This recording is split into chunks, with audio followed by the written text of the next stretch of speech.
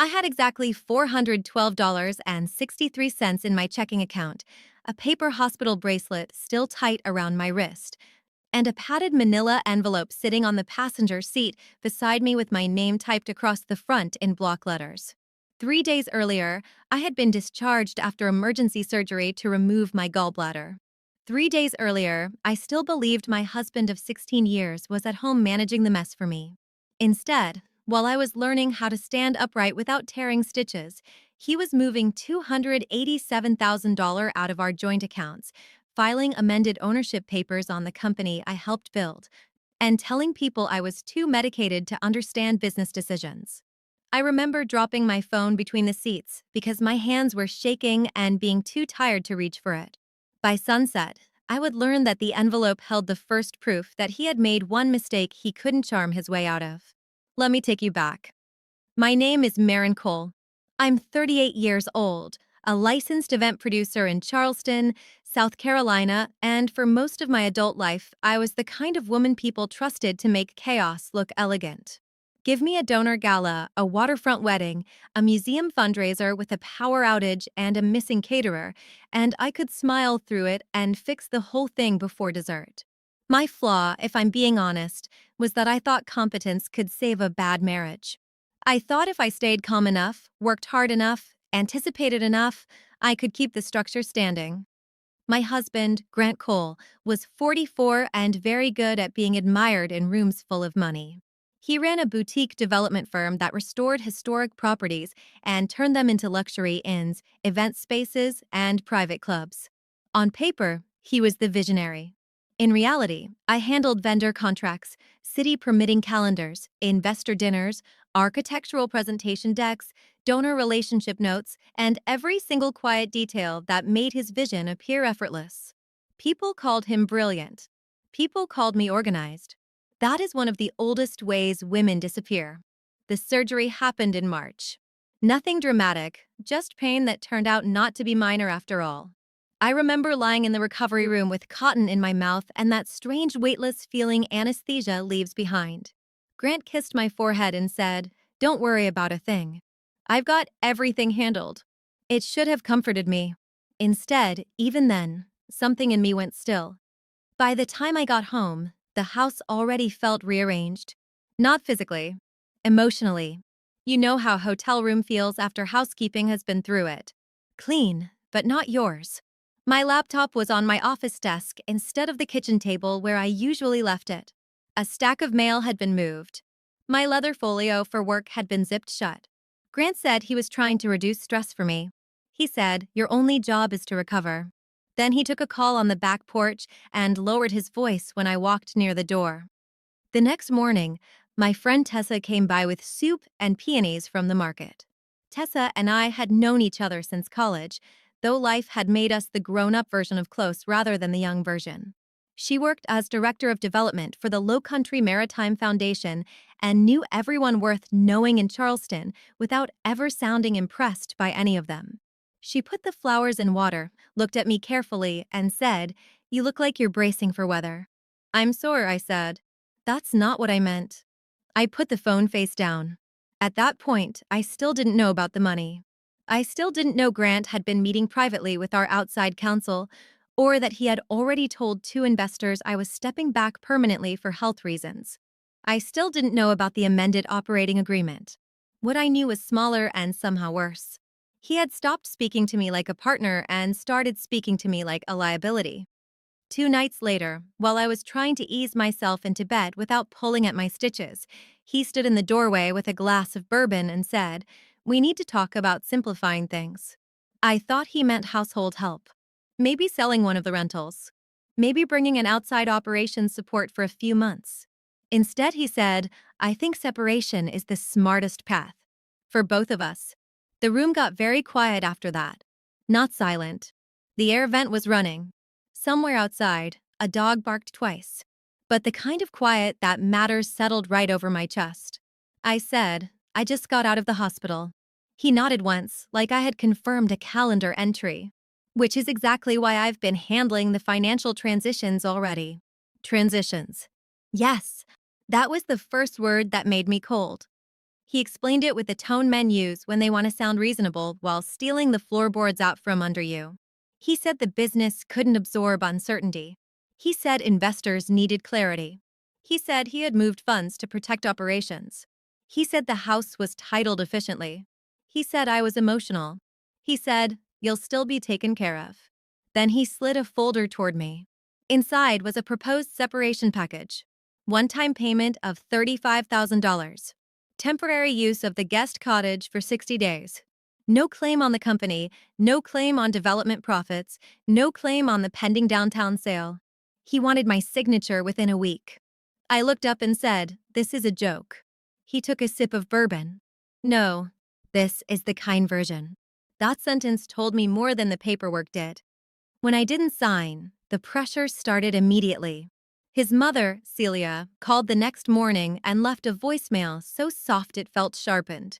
Marin, when a man reaches his limit, a gracious woman doesn't drag him through mud. She exits with dignity. Celia had always spoken to me as if I were a talented employee who had grown overfamiliar. Her golden child was Grant, always Grant, even when he wrecked a partnership, missed a loan deadline, charmed his way through a lie, or spent money like applause could pay invoices. I had been the useful one. The one who remembered birthdays and hospital visits and dietary restrictions and what kind of lilies not to send after a funeral. Useful women are rarely valued until they stop providing use. The first vivid scar in that marriage came 11 years earlier at an awards dinner for preservation leadership. Grant received a plaque for restoring a 19th century inn we had both nearly died building. I had spent 6 months negotiating with 3 different zoning boards, one furious neighboring parish, and a contractor who kept disappearing to Myrtle Beach.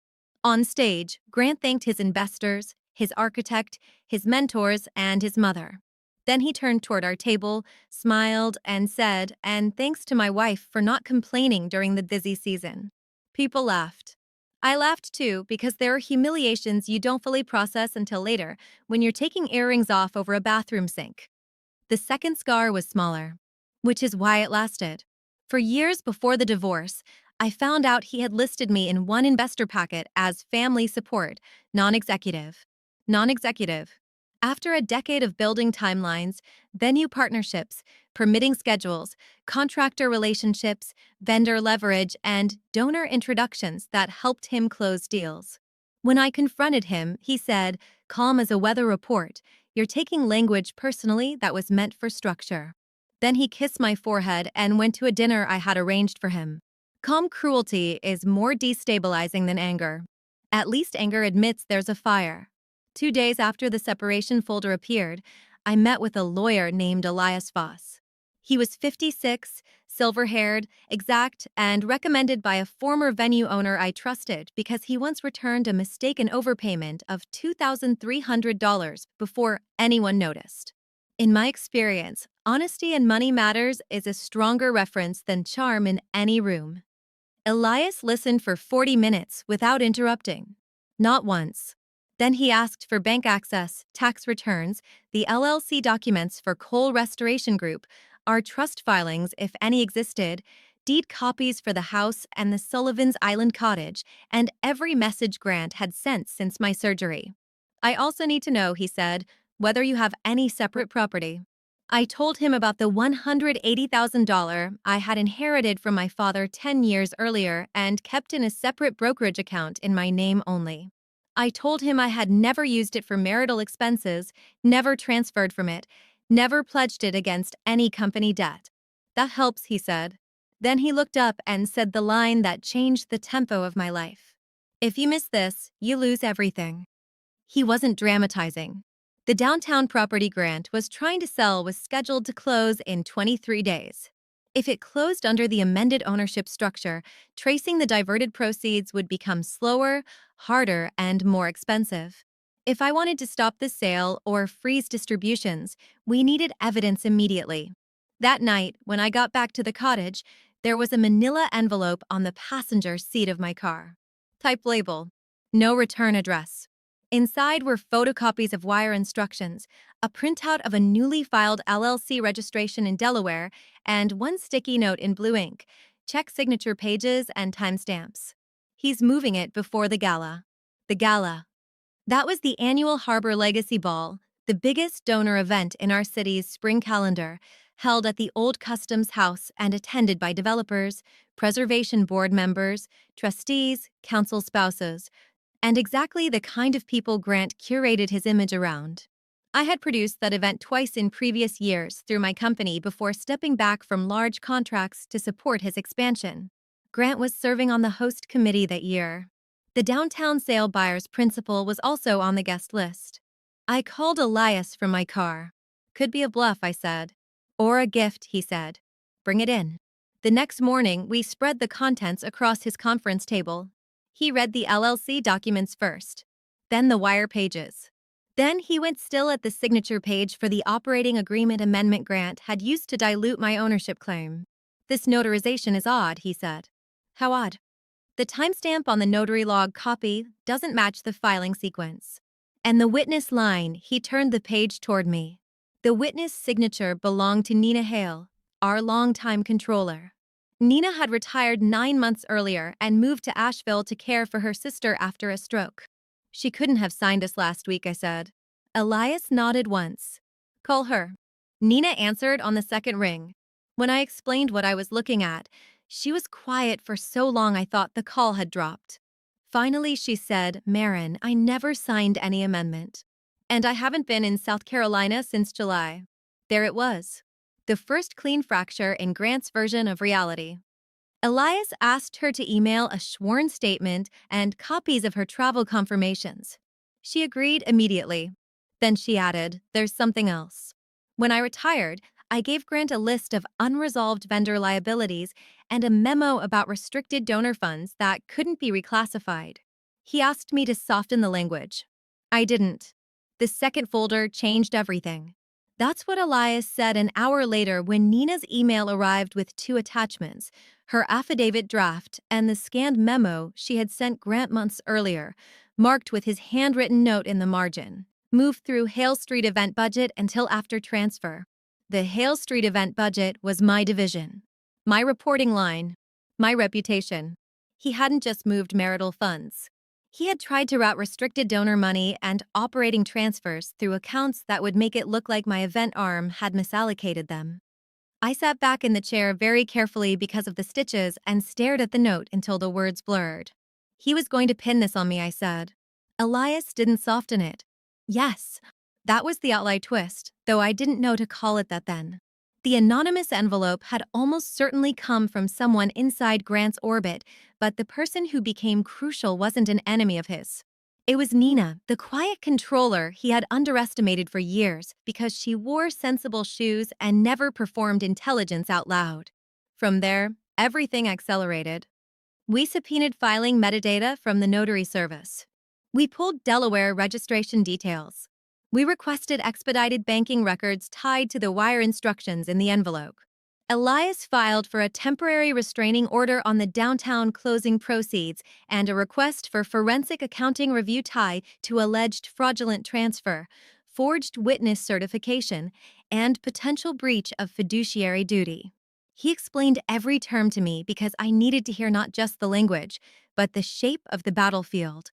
Fraudulent transfer means moving assets to avoid a spouse or creditor claim, he said.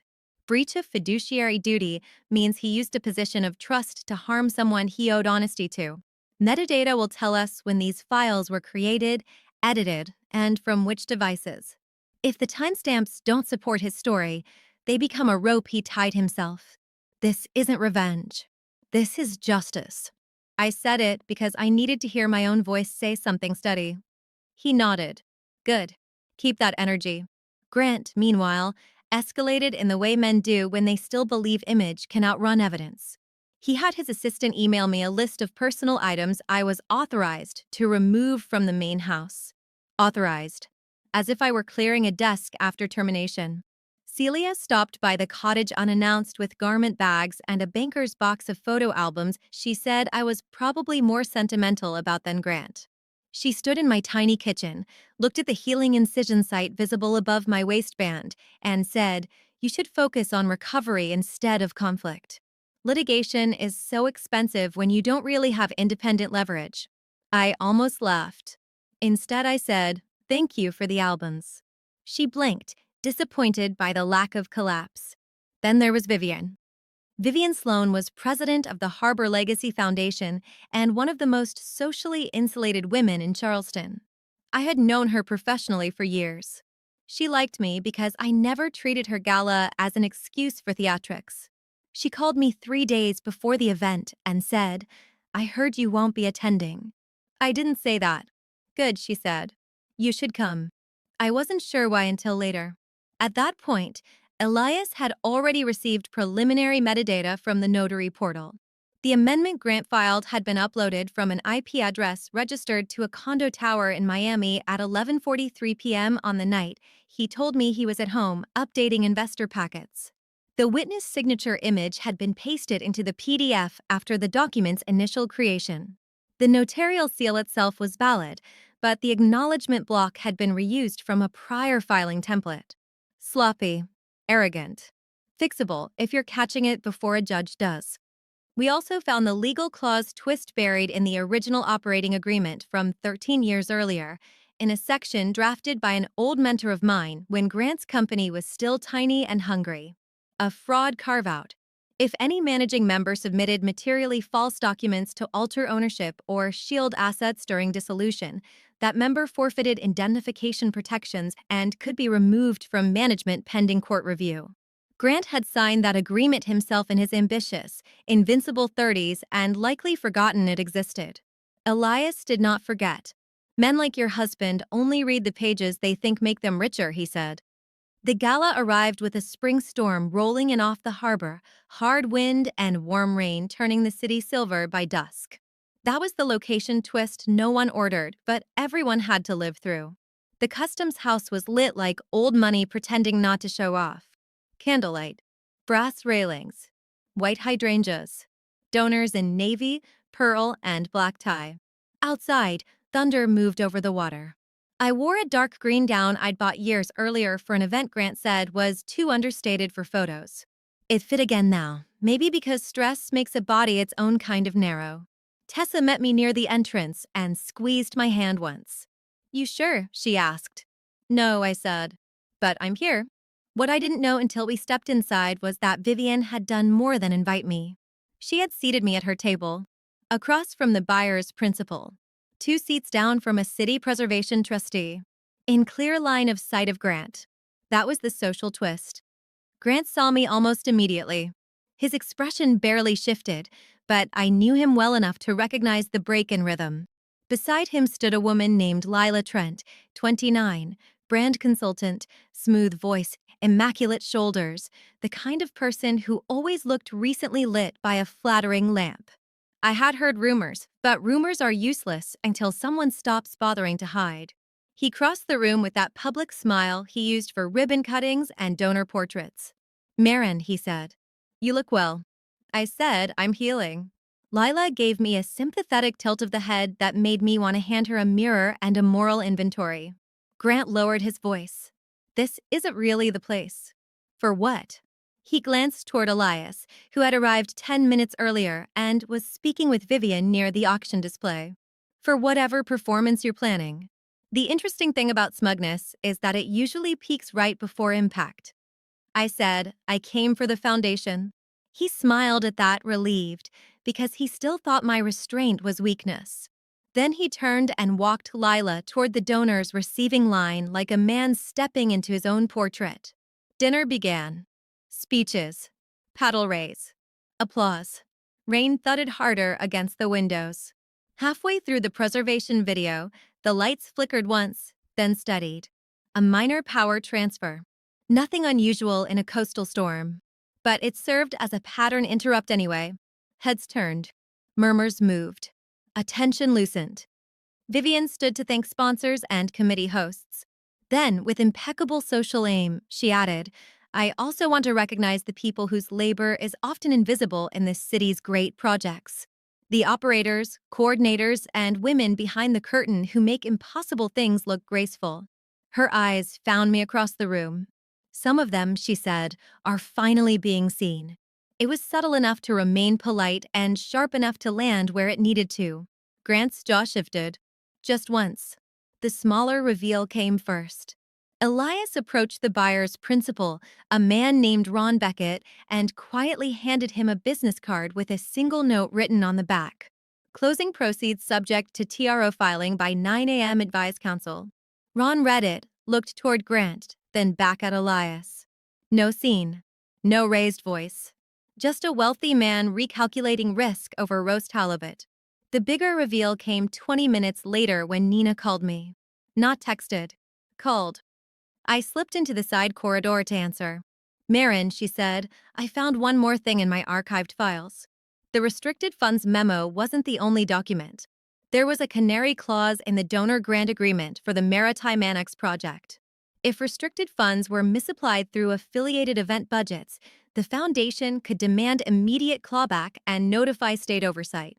I closed my eyes. Send it. It's already in Elias's inbox. That was the nuclear layer waiting its turn. When I returned to the ballroom, I found Grant near the bar, talking too fast to Beckett.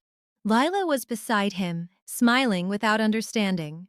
Elias was speaking with Vivian now, and Vivian's face had become professionally blank, which in her language meant someone was about to be escorted out of a board roll somewhere. Grant came toward me again. "What did you do?" he said quietly. "Nothing," I said. "Documents did what documents do." "You're trying to tank a major sale over marital bitterness." "No.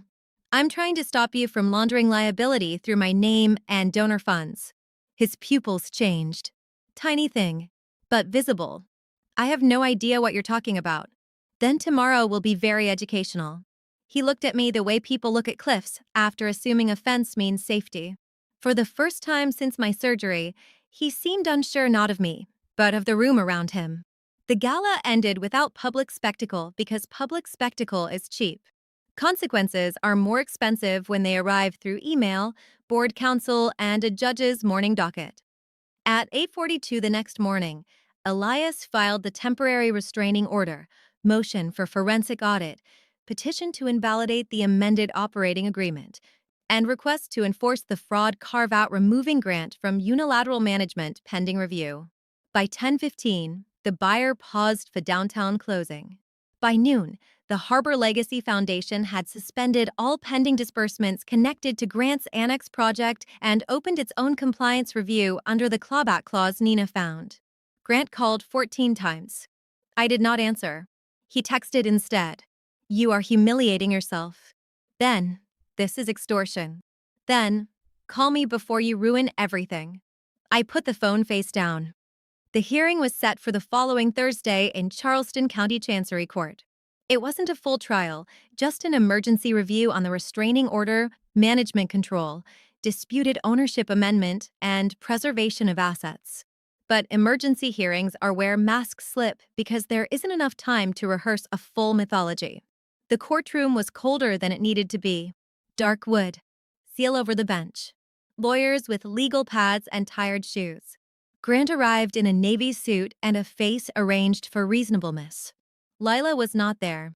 Celia was, in cream silk and denial. Tessa sat behind me. Nina appeared by video from Asheville. That was the second ally twist completing itself. The quiet witness everyone forgets until the record opens. Judge Eleanor Pike was known for disliking performative outrage and unfinished facts. In other words, an ideal audience for Grant's collapse. Elias opened with restraint.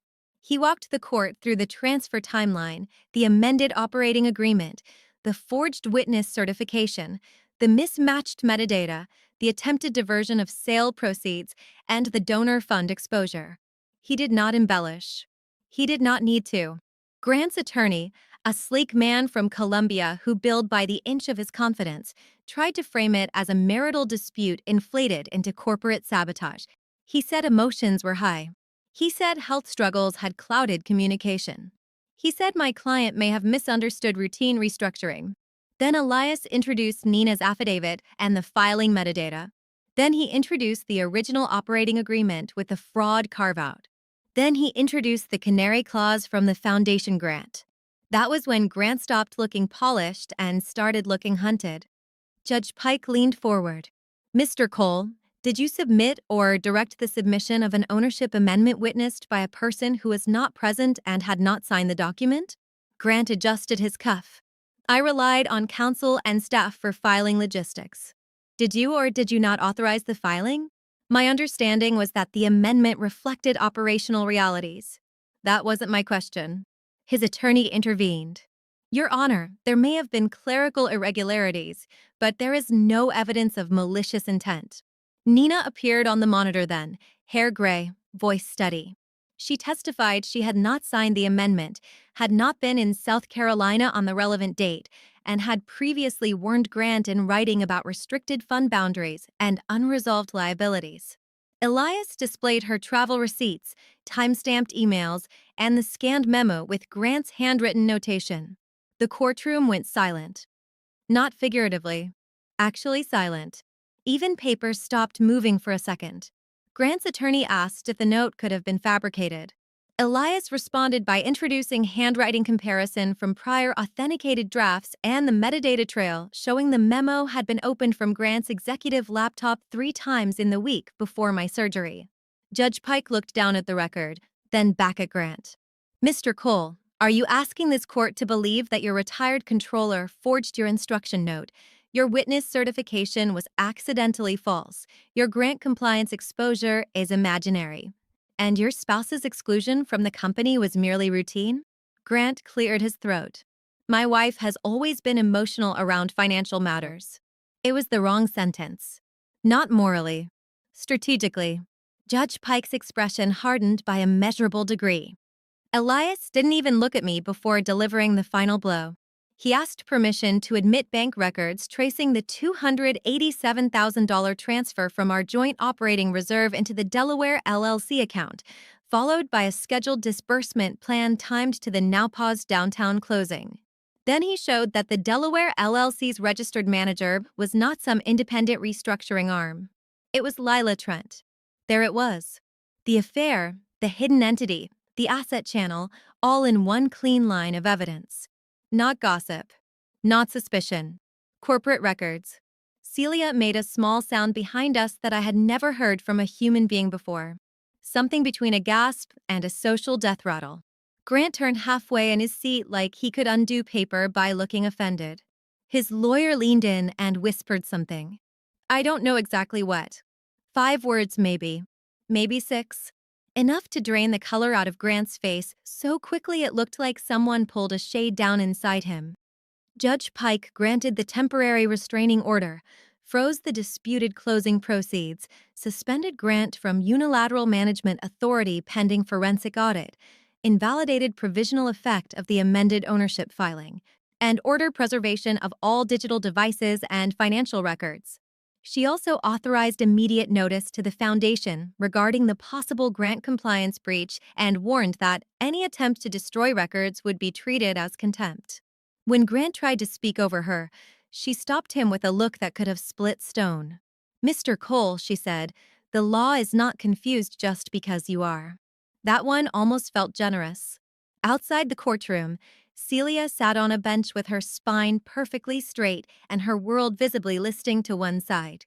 Tessa hugged me in the hallway and whispered, "You're standing." It took me a second to understand what she meant. I was. Grant came out 20 minutes later after arguing with his own counsel behind closed doors. He looked older already. Not ruined. Realer. That's usually the first stage. "Marin," he said. I kept walking. "Marin, wait." So I stopped, but I did not turn fully toward him. "I didn't know Voss would go after management control," he said, as if that were the betrayal worth naming. "You didn't have to do this publicly." I said, "You filed false documents while I was recovering from surgery and moved our money through your girlfriend's LLC. He swallowed.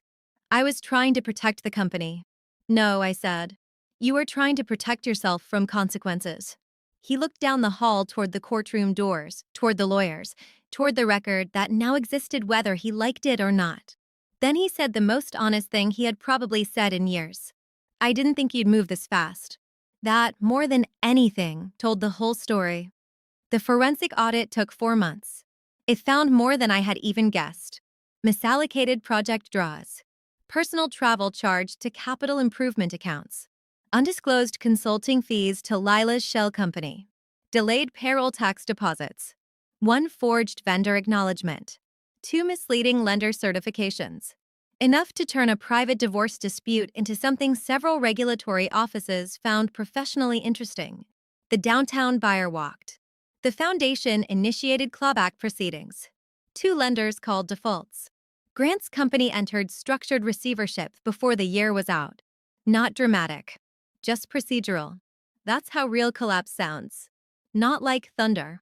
Like sealed envelopes and revised deadlines. The final dissolution settlement looked very different from the folder Grant first slid across my kitchen table. My separate inheritance remained untouched.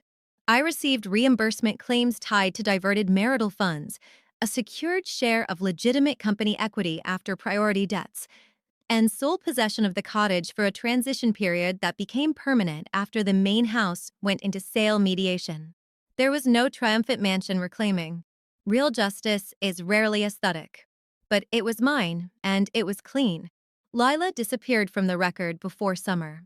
I heard from someone who heard from someone that she moved to Miami and rebranded as a strategy consultant. I wish her a long career in industries that reward surface over scrutiny. Grant could not pursue indemnification because of the fraud carve-out he signed years before and never bothered to reread. That old clause mattered exactly when it was supposed to. Celia sent 1 handwritten note 6 months later. Not an apology. More of a weather report wrapped in selective memory. She wrote that families suffer when pride hardens and that she hoped we could all find grace. I left it unanswered. Silence is not cruelty when it is boundary. Tessa eventually told me the truth about the anonymous envelope. Vivian had not sent it. Elias had not. Nina hadn't either. It came from Grant's junior paralegal, a 26-year-old named Owen, who had worked with our old outside counsel before Grant replaced the firm. Owen had seen the filing packet, recognized Nina's pasted witness signature from prior archived documents, and panicked. He sent the envelope because, in his words, my mother got erased in her divorce because everyone treated paperwork like a technicality. He later gave a formal statement. That was the last ally twist. Justice almost always arrives through people the powerful never bother to notice. 1 year later, I had a sunlit studio on Meeting Street with paint cards pinned in rows and clients who hired me because I understood how rooms hold memory.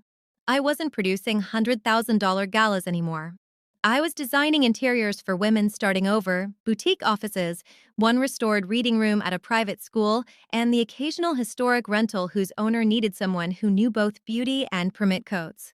It turned out those skills travel well. The cottage kitchen was painted a shade between sea glass and sage. Not because of symbolism, though people always want one. Because I liked it in morning light. My checking account held a lot more than $412.63. Tyler, my nephew, not a child of my own in this version of life, but the son of my late sister whom I helped support through college after her accident years earlier, visited on Sundays and claimed 1 stool at the kitchen island as if it had always been his. That innocent angle mattered more than any courtroom win. I had promised my sister before she died that I would keep 1 stable corner in the family, 1 place where nobody had to earn gentleness. I kept that promise. Grant was not destroyed in some cinematic way. He was simply reduced to the size of his actual character.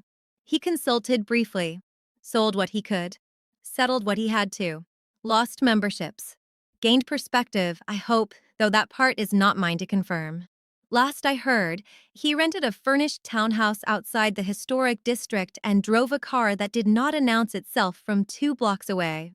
There are worse fates than living inside the truth. The lesson, if there is one, is not that patience always wins or that every bad person signs their own downfall in perfect ink. Sometimes they don't. Sometimes the systems fail. Sometimes money outruns morality. But sometimes documents hold. Sometimes metadata speaks. Sometimes a clause buried on page 23 waits years to matter. Sometimes the woman everyone mistakes for defeated is simply gathering the record. I used to think self-worth felt loud, defiant, visible. Now I think it sounds more like a door locking gently at night in a home where no one can move your papers while you sleep. So tell me, What would you have done the moment you found that envelope on the seat beside you? And if you believe quiet people are often the most underestimated, subscribe, because those are usually the stories worth finishing.